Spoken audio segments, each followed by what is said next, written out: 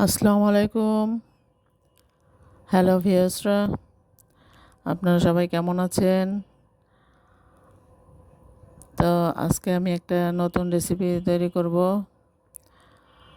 তো রেসিপিটা আপনারা দেখতে থাকুন, কেমন হবে সেটা কমেন্ট করে জানাবেন। তো রান্না শুরু করে দিলাম। সেই রান্নাটা শুরু করলাম। রুই মাছটা দিব এখন মশলার মধ্যে রুই মাছটা দিয়ে এখন আমি কষায় উঠায় রাখবো। যে হলুদ, মরিচ, লবণ, জিরা এগুলি দিলাম। দেওয়ার পরে ঝোল দেবো একটু। তারপরে আপনার হলো রুই মাছ, এটা হচ্ছে রুই মাছ দিয়ে আমি পটল দিয়ে আজকে রেসিপি তৈরি করব, পটল আর আলু দিয়ে।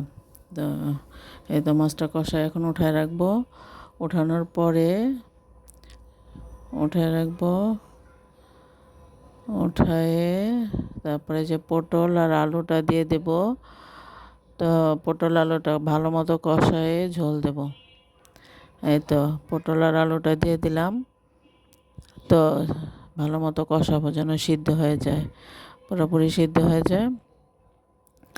তো এখানে আমি এই তো ঝোলটা দিয়ে দিলাম।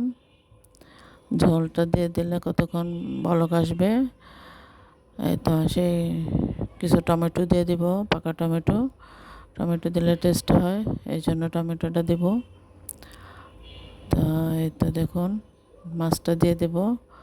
মাছটা দেওয়ার পরে বাস হয়ে গেল। 5 মিনিট আমি এটা জ্বালাবো, তারপরে নামায় ফেলবো। এই তো নামায় ফেললাম। আমার রেসিপিটা ভালো লাগলে কমেন্ট করবেন, শেয়ার করবেন। আসসালামু আলাইকুম।